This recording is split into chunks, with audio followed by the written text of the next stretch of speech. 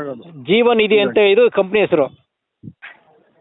Okay okay, ಇದು ಮೇ 15ನೇ ತಾರೀಕು start ಆಗಿದೆ, ಲಾಸ್ಟ್ ಮಂತ್. ಓಕೆ, ಸೊ ಇದರಲ್ಲಿ ಏನಪ್ಪ ಅಂತಂದರೆ ಇದರಲ್ಲಿ ಯಾವುದೇ ರೀತಿಯಾದ ಟಾಪ್ ಅಪ್ ಇಲ್ಲ, ಅಪ್ಗ್ರೇಡೇಷನ್ ಇಲ್ಲ, ರಿನ್ಯೂವಲ್ ಇಲ್ಲ, ಯಾವುದೇ ಪಿನ್ ಸಿಸ್ಟಮ್ ಇಲ್ಲ.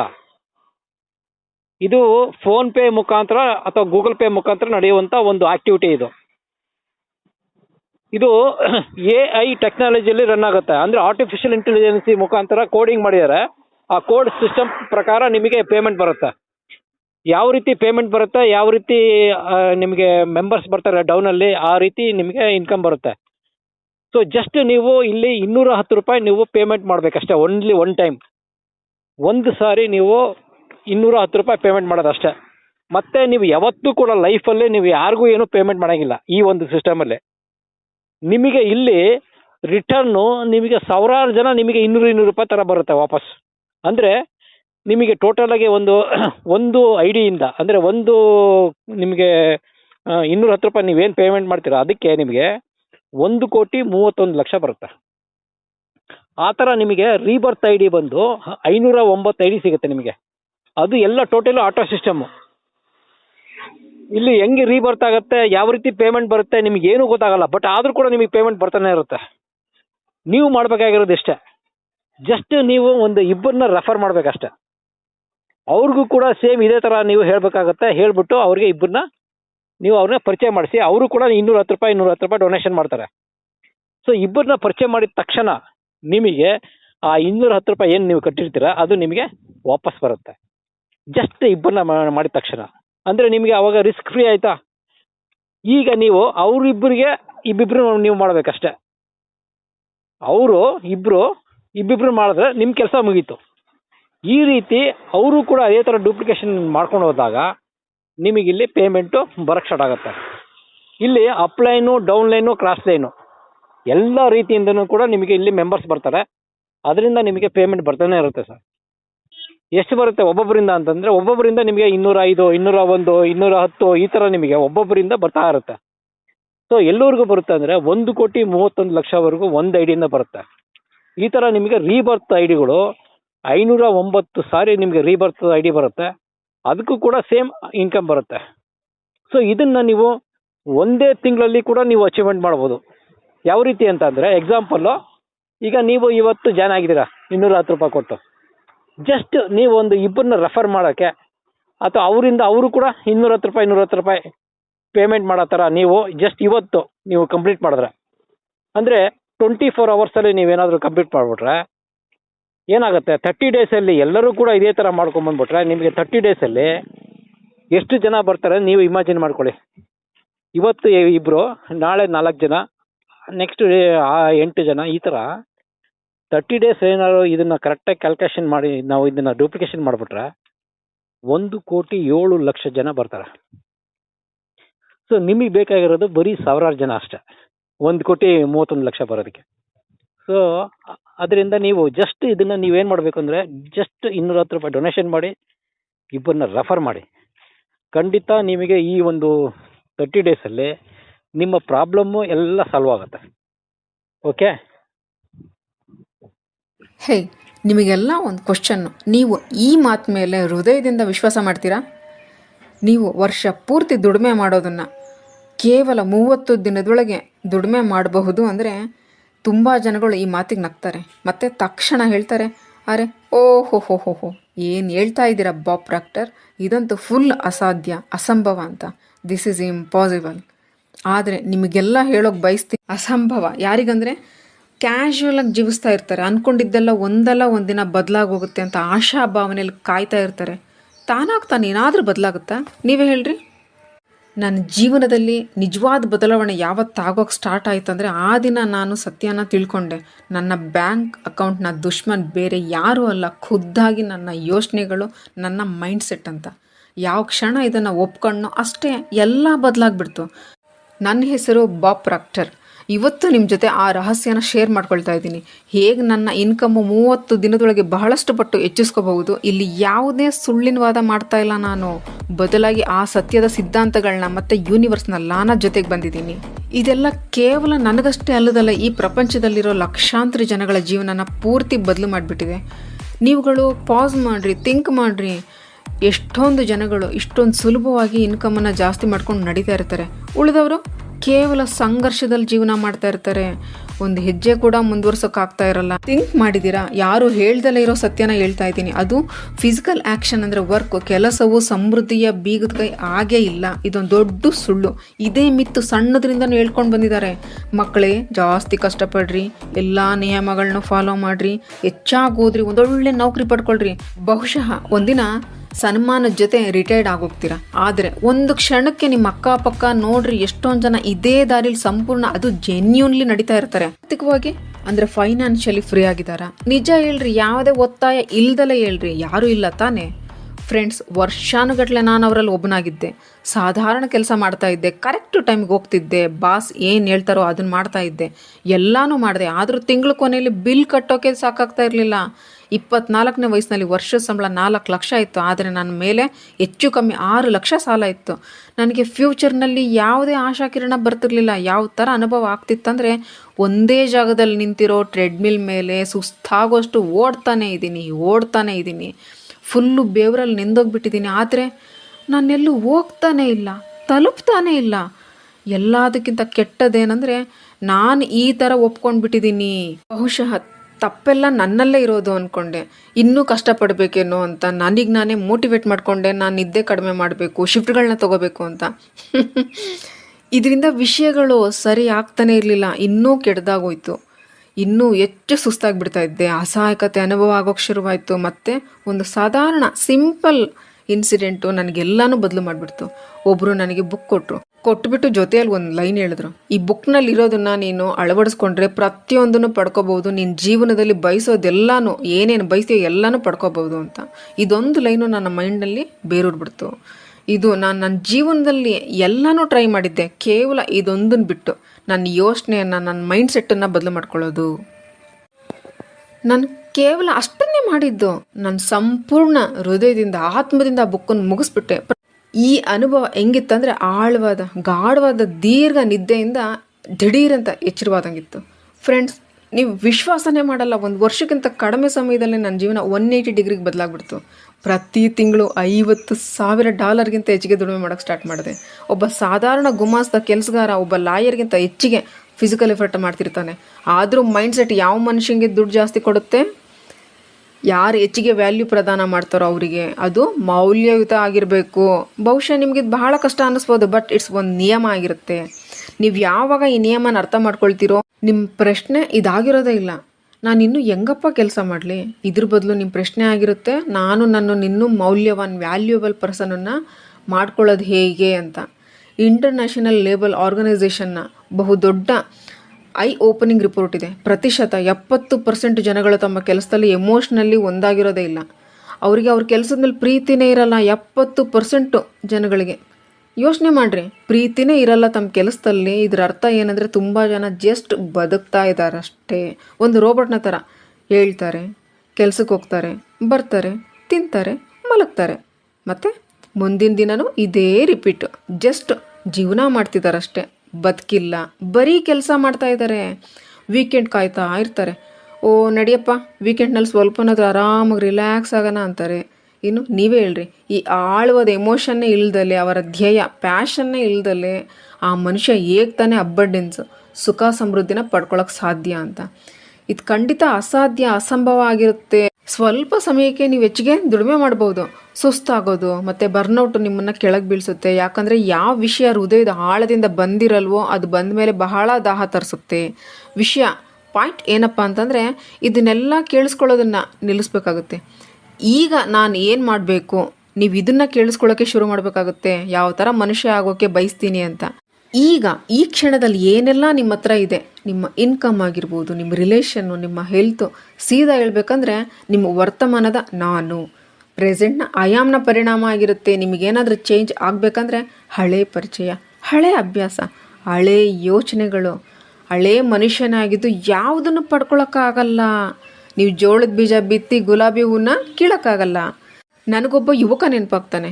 ತುಂಬ ನಿರಾಶೆಯಲ್ಲಿದ್ದ. ಹೇ ಬಾಬ್, ನಾನು ಬಹಳ ಕಷ್ಟಪಡ್ತೀನಿ, ಎಲ್ರಿಗಿಂತ ಮುಂಚೆನೇ ಆಫೀಸ್ನಲ್ಲಿ ಫಸ್ಟ್ ಇರ್ತೀನಿ, ಸಂಜೆ ಬಹಳ ಲೇಟಾಗಿ ಮನೆಗೆ ಹೋಗ್ತೀನಿ, ಆದರೆ ಅರ್ಥನೇ ಆಗ್ತಾಯಿಲ್ಲ ನನ್ನ ಮುಂದೆ ಏಳಿಗೆ ಯಾಕೆ ಆಗ್ತಾಯಿಲ್ಲ ಅಂತ. ನಾನು ಸಿಂಪಲಾಗಿ ಒಂದು ಕ್ವಶನ್ ಕೇಳಿದೆ. ಪ್ರತಿದಿನ ಏನಾದರೂ ಹೊಸದನ್ನು ಕಲಿಯೋಕ್ಕೆ ಓದ್ತಾ ಇದೆಯಾ? ಅವನು ನನ್ನ ಹತ್ರ ಇದಕ್ಕೆಲ್ಲ ಟೈಮೇ ಇಲ್ಲ ಅಂದ. ಮತ್ತು ನಾನು ಕೇಳಿದೆ, ಹೋಗಲಿ, ನಿನಗಿಂತ ಬೆಟರ್ ಆಗಿರೋರು, ಅವರಿಂದ ಎಲ್ಲರೂ ಇನ್ಸ್ಪೈರ್ ಆಗಿರ್ತಾರೆ, ಕಲಿತಾ ಇರ್ತಾರೆ. ಅವರು ನೀನೀಗ ಮುಟ್ಟಬೇಕು ಅಂದ್ಕೊಂಡಿರೋ ಗುರಿನ ಆಗಲೇ ಮುಟ್ಟಿರ್ತಾರೆ. ಅವ್ರ ಜೊತೆ ನೀನು ಹೊಂದ್ಕೊಂಡಿದ್ಯಾ, ಮಿಂಗಲ್ ಆಗಿದೆಯಾ? ಅವನು ಹೇಳ್ತಾನೆ, ನನಗಿಲ್ಲಿ ಯಾರು ಗೊತ್ತಿಲ್ಲ, ಅವರಿಗೂ ನಾನು ಯಾರು ಅಂತ ಗೊತ್ತಿಲ್ಲ ಅಂತ. ನಾನು ಹೇಳಿದೆ, ಸರಿ, ಹಾಗಾದರೆ ನೀನು ಚಮಚದಿಂದ ಚಿನ್ನದ ಗುಡ್ಡ ಖಜಾನೆನ ಬೊಗಿಯಕ್ಕೆ ಹೋಗ್ತಾ ಇದೆಯಾ? ಇನ್ನೂ ಮತ್ತೆ ಕಂಪ್ಲೇಂಟ್ ಬೇರೆ ಮಾಡ್ತಾ ಇದೆಯಾ ಚಿನ್ನ ಸಿಗ್ತಾನೆ ಇಲ್ಲ ಅಂತ? ಚಿನ್ನ ಅಲ್ಲೇ ಇದೆ, ಕೇವಲ ನೀನು ಕರೆಕ್ಟ್ ಪಾಯಿಂಟು, ಕರೆಕ್ಟ್ ಟೂಲ್ಸನ್ನು ಬಳಸ್ಬೇಕಷ್ಟೇ. ಫ್ರೆಂಡ್ಸ್, ನಿಮ್ಮ ಹತ್ರ ಮೋಸ್ಟ್ ಪವರ್ಫುಲ್ ವೆಪನ್ ಅಂದರೆ ನಿಮ್ಮ ಮೈಂಡ್ ಆಗಿರುತ್ತೆ. ಇದು ಎಲ್ಲದಕ್ಕಿಂತ ಕ್ರೂರವಾಗಿರೋ ಜೈಲ್ ಕೂಡ ಆಗ್ಬಹುದು, ಇಲ್ಲ ನಿಮ್ಮನ್ನು ಫ್ರೀಡಮ್ನ ಕೀಲಿ ಕೈ ಕೂಡ ಆಗ್ಬಹುದು. ಕೇವಲ ಈ ಮಾತಿನ ಮೇಲೆ ನಿರ್ಧಾರ ಆಗಿರುತ್ತೆ ನೀವು ಪ್ರತಿದಿನ ಇದರಲ್ಲಿ ಏನಾಗ್ತೀರಾ ಅಂತ. ಟ್ರೂಲಿ ಈ 30 ದಿನದಲ್ಲಿ ನಿಮ್ಮ ಆರ್ಥಿಕ ಜೀವನ ಬದಲು ಮಾಡ್ಕೊಳ್ಳೋಕ್ಕೆ ಇಚ್ಛೆ ಪಡ್ತೀರಾ? ಎಲ್ಲದಕ್ಕೂ ಕಷ್ಟಪಡೋದೊಂದೇ ದಾರಿ, ಅದೇ ಇರೋದು ಉತ್ತರ ಅಂತ ಯೋಚನೆ ಮಾಡೋದನ್ನು ಇವತ್ತೇ ಈಗಲೇ ನಿಲ್ಲಿಸ್ಬೇಕಾಗುತ್ತೆ. ಎಲ್ಲದಕ್ಕೂ ಉತ್ತರ ಇದಾಗಿರಲ್ಲ. ನಿಜವಾದ ಉತ್ತರ ನಿಮ್ಮ ಬಗ್ಗೆ ನೀವು ಏನು ವಿಶ್ವಾಸ ಮಾಡ್ತೀರಾ, ನಿಮ್ಮ ಕಣ್ಣಲ್ಲಿ ನಿಮಗೆ ಏನು ವ್ಯಾಲ್ಯೂ ಇದೆ. ನಿಮ್ಮ ಈ ದೃಢ ನಿಶ್ಚಯನೇ ಹಳೆ ಯೋಚನೆ ಬಿಟ್ಟು ಹೊಸ ಮಾನಸಿಕವಾಗಿ ಒಂದು ಅಬಂಡೆನ್ಸ್ ಮೈಂಡ್ ಸೆಟ್ಟನ್ನು ಕ್ರಿಯೇಟ್ ಮಾಡ್ತೀರಾ. ಕಡಿಮೆಯಲ್ಲಿರೋ ಯೋಚನೆ ಬಿಟ್ಟು ಪ್ರಚಲಿತ ಯೋಚನೆನ ಕ್ರಿಯೇಟ್ ಮಾಡ್ತೀರಾ. ನಿಮ್ಗೆ ಈ ಥರ ಟ್ರೈನ್ ಮಾಡಿಬಿಟ್ಟಿದ್ದಾರೆ ವಿಶ್ವಾಸ ಮಾಡೋಕ್ಕೆ, ದುಡ್ಡಿಗಾಗಿ ಕಷ್ಟಪಡಬೇಕು, ಸಂಘರ್ಷ ಪಡಲೇಬೇಕು ಅಂತ. ಆದರೆ ನಿಮಗೆಲ್ಲ ಇದನ್ನು ತಿಳಿಸೋಕೆ ಇಷ್ಟಪಡ್ತೀನಿ. ನೀವು ದುಡ್ಡನ್ನು ಅಟ್ರಾಕ್ಟ್ ಮಾಡ್ಬೋದು, ನೀವು ಪ್ರಾಸ್ಪ್ಯಾರಿಟಿನ ಕ್ರಿಯೇಟ್ ಮಾಡಬಹುದು.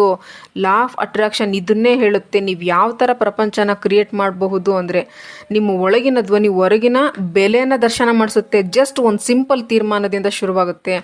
ಟ್ರೆಡ್ಮಿಲ್ ಮೇಲೆ ಓಡೋದನ್ನು ನಿಲ್ಲಿಸಬೇಕು. ಮತ್ತು ಖುದ್ದಾಗಿ ನೀನು ದಾರಿನ ಸೃಷ್ಟಿ ಮಾಡ್ಕೊಳ್ಳೋಕ್ಕೆ ಎಲ್ಲದಕ್ಕೂ ಅಡ್ಡಿ ಅಂದರೆ ಫೈನಾನ್ಷಿಯಲ್ ನೀಡು. ಎಲ್ಲದಕ್ಕಿಂತ ರಿಲ್ಯಾಕ್ಸ್ ನಿಮಗೆ ಆರ್ಥಿಕ ಸ್ವಾತಂತ್ರ್ಯ ಫೈನಾನ್ಷಿಯಲ್ ಫ್ರೀಡಮ್ನಿಂದ ಮಾತ್ರ ಸಿಗೋದು. ನಿಮಗೆ ಬುದ್ಧಿ ಕಡಿಮೆ ಇರಲ್ಲ, ಅವಕಾಶಗಳು ಕಡಿಮೆ ಇರಲ್ಲ. ಇದೆಲ್ಲ ನಿಮ್ಮ ಸೆಲ್ಫ್ ಇಮೇಜ್ನ ಬಲೆ ಆಗಿರುತ್ತೆ. ಒಬ್ಬ ಶಾಂತ, ಹೆಚ್ಚು ಕಮ್ಮಿ ಅದೃಶ್ಯ ಆತ್ಮ ಪದೇ ಪದೇ ನಿಮ್ಮ ಕಿವಿಯಲ್ಲಿ ಹೇಳ್ತಾ ಇರುತ್ತೆ, ಇದು ನಿನಗಾಗಲ್ಲ, ನೀನು ಇದಕ್ಕೆ ಲಾಯಕ್ಕಲ್ಲ, ನೀನು ಈ ಥರದ ವ್ಯಕ್ತಿನೇ ಅಲ್ಲ. ಈ ಥರದ ಮಾತುಗಳು ತುಂಬ ಜನಗಳು ಅರ್ಥ ಮಾಡ್ಕೊಳ್ಳೋದೇ ಇಲ್ಲ, ಅಟ್ಲೀಸ್ಟ್ ಕೇಳಿಸ್ಕೊಳ್ಳೋಕ್ಕೂ ಹೋಗಲ್ಲ. ನಾನು ಕೂಡ ಒಳಗಿನಿಂದ ನನ್ನ ಬಗ್ಗೆ ನಾನು ಓದಿಲ್ಲ, ಬರ್ದಿಲ್ಲ, ನಿರಾಶೆ ಹುಡುಗ ಅಂತ ತಿಳ್ಕೊಂಡಿದ್ದೆ.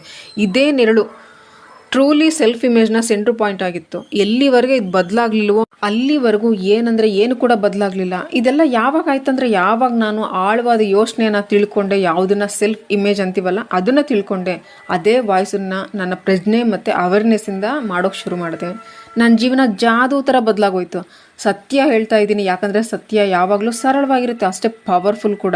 ಯಾವತ್ತಿಗೂ ಅಷ್ಟೊಂದು ದುಡ್ಡನ್ನು ದುಡಿಮೆ ಮಾಡೋಕ್ಕಾಗಲ್ಲ. ನೀವು ಅದಕ್ಕೆ ಯೋಗ್ಯ ಅಂದ್ಕೊಂಡಿಲ್ಲ ಅಂದಾಗ ನಿಮ್ಮ ಬ್ಯಾಂಕ್ ಅಕೌಂಟು ನೀವೇನು ನಿಮ್ಮೊಳಗೆ ಕೊಡ್ತಿರೋ ಆ ಮೌಲ್ಯ, ಆ ವ್ಯಾಲ್ಯೂವಿನ ಹೊರಗಿನ ಪ್ರತಿಬಿಂಬ ಆಗಿರುತ್ತೆ. ಸೆಲ್ಫ್ ಇಮೇಜ್ ಒಂದು ಆಂತರಿಕ ಥರ್ಮೋಸ್ಟೇಟ್ ಥರ ಕೆಲಸ ಮಾಡ್ತಾ ಇರುತ್ತೆ. ಆದರೆ ಇದು ಒಂದು ಸೀಮಿತ ಆಯ್ಕೆಯಲ್ಲಿ ಸೆಟ್ ಆಗಿರುತ್ತೆ. ಏನಾದರೂ ಆಗಿರಲಿ, ನೀವು ಯಾವಾಗಲೂ ಅಲ್ಲಿ ತಿರುಗಿ ಇಲ್ಲಿ ತಿರುಗಿ ಸುತ್ತಿ ಅದೇ ಜಾಗಕ್ಕೆ ಬಂದು ಸುಸ್ತಾಗಿ ನಿಂತ್ಕೊಂಡ್ಬಿಡ್ತೀರಾ.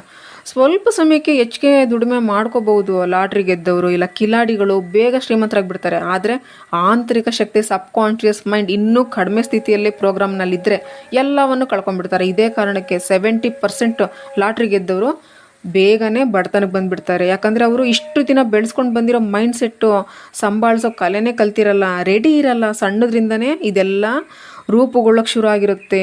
ಮಾಮೂಲಿಯಾಗಿ ಕೇಳ್ತಿರ್ತೀವಲ್ಲ, ದುಡ್ಡು ಗಿಡದಲ್ಲಿ ಬೆಳೆಯುತ್ತಾ, ಅಯ್ಯೋ ದೇವ್ರೆ ಈ ಜೀವನ ಎಷ್ಟು ಕಷ್ಟನಪ್ಪ, ಓಹೋ ಒಂದು ಪಡ್ಕೋಬೇಕಂದ್ರೆ ಬಹಳ ಕಷ್ಟಪಡಲೇಬೇಕು.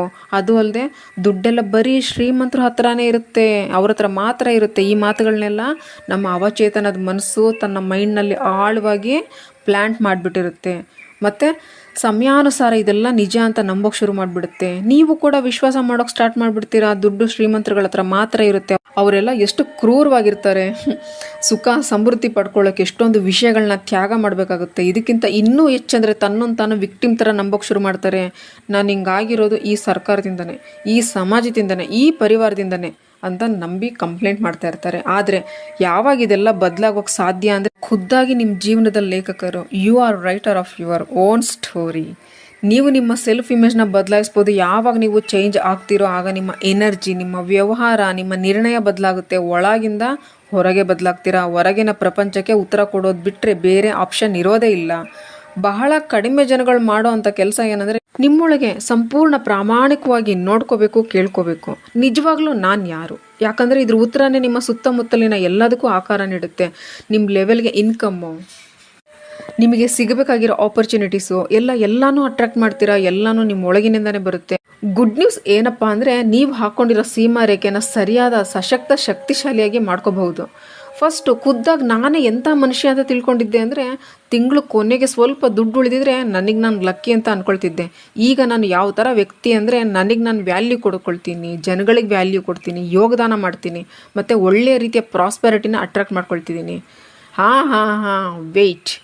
ಈ ಬದಲಾವಣೆ ಸ್ವಲ್ಪ ದಿನಗಳಲ್ಲಿ ಮಾತ್ರ ಆಗಿಲ್ಲ, ಅದೇ ಒಂದು ನಿರ್ಧಾರದಿಂದ ಸ್ಟಾರ್ಟ್ ಆಯಿತು. ಖುದ್ದಾಗಿ ಆ ಸಂಕುಚಿತ ಸೆಲ್ಫ್ ಇಮೇಜನ್ನು ಸ್ಟಾಪ್ ಮಾಡೋ ನಿರ್ಣಯ ಮಾಡಿದೆ. ನಿಮಗೆ ನಿಮ್ಮ ಜೀವನದ ಕಲ್ಪನೆ ಅಂತಂದರೆ ವಿಜುವಲೈಸೇಷನ್ ಮಾಡ್ಕೊಳ್ಳೋದನ್ನು ಸ್ಟಾರ್ಟ್ ಮಾಡಬೇಕಾಗುತ್ತೆ. ನಿಮಗೆ ಬೇಕಾಗಿರೋದನ್ನೆಲ್ಲನೂ ಎಲ್ಲೋ ದೂರದಲ್ಲಿರೋ ಆಗಲ್ಲ, ಅದ್ರ ಬದಲು ವಾಸ್ತವದಲ್ಲಿ ನೋಡ್ರಿ. ನಿಮ್ಮ ಕಣ್ಣುಗಳನ್ನ ಮುಚ್ಚಿ ಆ ಸ್ವಾತಂತ್ರ್ಯ, ಆ ರಿಲ್ಯಾಕ್ಸೇಷನ್ನು, ಸಹಜವಾಗಿ ಜೀವಿಸ್ತಾ ಇರೋದನ್ನು ನೋಡ್ರಿ, ಅನುಭವಿಸ್ರಿ. ದುಡ್ಡಿಂದು ಕಿಂಚಿತ್ತೂ ತೊಂದರೆ ಇಲ್ದಲೇ ಇರೋದು, ಸಮೃದ್ಧಿಯಿಂದ ಸುಖ ಸಂತೋಷದಿಂದ ಬೆಳಗ್ಗೆ ಹೇಳ್ತಾ ಇರೋದನ್ನು ಅನುಭವಿಸ್ರಿ. ನೀವೇ ನಿಮ್ಮ ಸಮಯದ ಮಾಲೀಕರಾದರೆ ಹೆಂಗಿರುತ್ತೆ, ನಿಮ್ಮ ಪರಿವಾರದ್ದು ಬೆಟರ್ ಉತ್ತಮ ಪೋಷಣೆ ಮಾಡ್ತಾ ಇರೋದು ಹೆಂಗಿರುತ್ತೆ, ಜನಗಳ ಜೀವನದಲ್ಲಿ ಪಾಸಿಟಿವ್ ಪ್ರಭಾವ ಬೀರೋದು ಹೆಂಗಿರುತ್ತೆ, ಇದೆಲ್ಲ ಕಲ್ಪನೆ ಅಲ್ಲ, ನಿಜವಾಗ್ಲೂ ಒಂದು ತೀರ್ಮಾನ ಆಗಿರುತ್ತೆ. ಈ ಭೌತಿಕ ಪ್ರಪಂಚದಲ್ಲಿ ಏನಿದೆ ಅದೆಲ್ಲ 2 ಬಾರಿ ಮಾಡಲಾಗಿರುತ್ತೆ. First ಮೈಂಡಲ್ಲಾಗಿರುತ್ತೆ, second ಪದಾರ್ಥದಲ್ಲಾಗಿರುತ್ತೆ. ಆದರೆ ರಿಯಾಲಿಟಿಲಿ ನೀವು ಥಿಂಕ್ ಮಾಡ್ತಾ ಇದ್ದೀರಾ, ನಾನು ಯಾವಾಗಲೂ ಆ ಥರ ಇರಲಿಲ್ಲ, ನನ್ನೊಳಗೆ ಯಾವತ್ತಿಗೂ ಇಷ್ಟೊಂದು ಕಾನ್ಫಿಡೆಂಟ್ ಇರಲಿಲ್ಲ. ಹಂಗಿದ್ದಾಗ ನೀವು ಇದನ್ನು ತಿಳ್ಕೊಳ್ರಿ, ಮೊದಲೇ ಈಗಿರೋ ಅವಶ್ಯಕತೆ ಏನಿರಲಿಲ್ಲ. ನೀವು ಈಗ ಈ ಕ್ಷಣ ನಿಮಗೆ ಬೇಕಾಗಿರೋ ಹಾಗೆ ನ್ಯೂ ವರ್ಷನ್ಗೆ ಇರೋ ತೀರ್ಮಾನ ಮಾಡ್ಕೋಬೋದು. ಏನು ನಿಮ್ಮ ಹಳೆಯ ಸೆಲ್ಫ್ ಒಳಗಡೆ ರೆಡಿ ಮಾಡಿದ್ದೀರಲ್ಲ, ಅದನ್ನು ಈ ಕ್ಷಣ ತೀರ್ಮಾನ ತಗೊಳ್ತಿರೋ ಪವರ್ಫುಲ್ ಸೆಲ್ಫು ಹಳೆಯ ಸಂಕುಚಿತ ಆಗಿತ್ತಲ್ಲ, ಅದಕ್ಕಿಂತ ಶಕ್ತಿಶಾಲಿ ಆಗಿದೆ.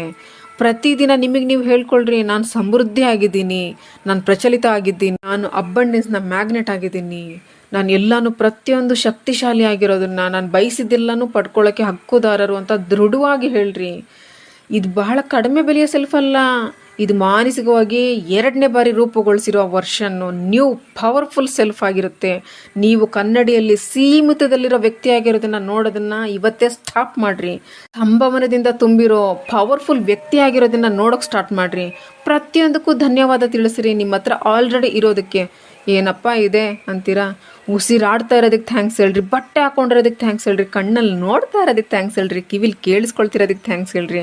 ಗ್ರ್ಯಾಟಿಟ್ಯೂಡ್ ಪ್ರಾಕ್ಟೀಸ್ ಮಾಡಿರಿ, ನಿಮ್ಮ ವೈಬ್ರೇಷನನ್ನು ಜಾಸ್ತಿ ಮಾಡುತ್ತೆ. ಅಂದರೆ ನೆಕ್ಸ್ಟ್ ಲೆವೆಲ್ ಇನ್ನೊಬ್ಬರು ನಿಮ್ಮ ಬಗ್ಗೆ ಕೊಡೋ ಹಾಗೆ ಹೀಗೆ ಅಂತಾರಲ್ಲ, ಆ ತೀರ್ಮಾನ ಆಗಿರೋದಿಲ್ಲ. ಖುದ್ದಾಗಿ ತನ್ನ ಮೇಲೆ ವಿಶ್ವಾಸ ಇಡಿ. ನೀವೇನಾದರೂ ಈ ವಿಶ್ವಾಸನ ಬದಲು ಮಾಡಿದ್ರೆ ಖಂಡಿತವಾಗ್ಲೂ ಎಲ್ಲನೂ ಬದಲು ಮಾಡೋಕ್ಕೆ ಸಾಧ್ಯ. ಇದು ನೀವೇನು ದುಡಿಮೆ ಮಾಡ್ತೀರಾ ಅನ್ನೋದ್ರ ಮೇಲೆ ಡಿಪೆಂಡ್ ಆಗಿರಲ್ಲ. ನೀವು ದುಡ್ಡಿನ ನಿಯಮನ, ಅಬ್ಬಂಡೆನ್ಸ್ ನಿಯಮನ ಆಳವಾಗಿ ತಿಳ್ಕೊಂಡಿರೋ ಬಗ್ಗೆ ಆಗಿರುತ್ತೆ. ಈ ಸ್ವೀಕಾರದ ಮಾತು ಎಲ್ಲದಕ್ಕಿಂತ ಡಿಫಿಕಲ್ಟ್ ಟ್ರೂತಲ್ಲಿ ಒಂದಾಗಿರುತ್ತೆ. ಇಂಪಾರ್ಟೆಂಟ್ ಅಂದರೆ ನಿಮ್ಮ ಜೀವನ ಪೂರ್ತಿ ಕೇಳ್ತಿರ್ತೀರಾ, ಕಷ್ಟಪಡೋದೊಂದೇ ಸಕ್ಸಸ್ನ ಕೀಲಿಕೆ ಅಂತ. ಆದರೆ ಅಂಥ ಜನಗಳನ್ನ ಎಲ್ಲಾದರೂ ನೋಡಿದ್ದೀರಾ?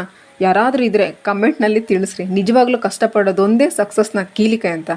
ವಿಡಿಯೋ ಇಷ್ಟ ಆದರೆ ಲೈಕ್ ಮಾಡಿರಿ. ಥ್ಯಾಂಕ್ ಯು ಯೂನಿವರ್ಸ್ ಅಂತ ಬರೀರಿ. Thank you so much. Thank you all. Think about it. 1 ರೂಪಾಯಿ 100 ಕೋಟಿ, ಇದರಲ್ಲಿ ಯಾವ್ದನ್ನ ಚೂಸ್ ಮಾಡ್ತೀರಾ ವಿವೇಕ್? 100 ಕೋಟಿ. 100 ಕೋಟಿನ ಚೂಸ್ ಮಾಡ್ತೀರಾ. ಇದರಲ್ಲಿ ಒಂದು ಟ್ವಿಸ್ಟ್ ಹಾಕೋಣ. ಸರಿ. ಈ 1 ರೂಪಾಯಿ ಅನ್ನುವಂಥದ್ದು ಪ್ರತಿ ತಿಂಗಳು ಡಬಲ್ ಆಗುತ್ತೆ. ಇನ್ನು ನಿಮ್ಮ 100 ಕ್ರೋರ್ ಅನ್ನುವಂಥದ್ದು ಪ್ರತಿ ವರ್ಷ ಡಬಲ್ ಆಗುತ್ತೆ. ಸರಿ. ಇವಾಗ್ಲೂ ಏನ್ ಚೂಸ್ ಮಾಡ್ತೀರಾ? 100 ಕೋಟಿ.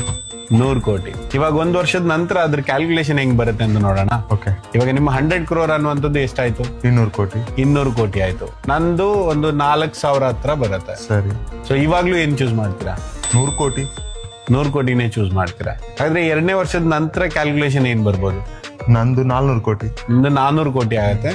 ನಂದು 1,67,00,000 ಆಗತ್ತೆ. ಸರಿ. ಇವಾಗ್ಲೂ ಏನ್ ಚೂಸ್ ಮಾಡ್ತೀರಾ? 1.5 ಕೋಟಿ 400 ಕೋಟಿಯಲ್ಲಿ 100 ಕೋಟಿ. ಇವಾಗ್ಲೂ 400 ಕೋಟಿ ಇದನ್ನೇ ಚೂಸ್ ಮಾಡ್ತೀರಾ. ಹಾಗಾದ್ರೆ ಟ್ವಿಸ್ಟ್ ಇರೋಂಥದ್ದು ಇವಾಗ.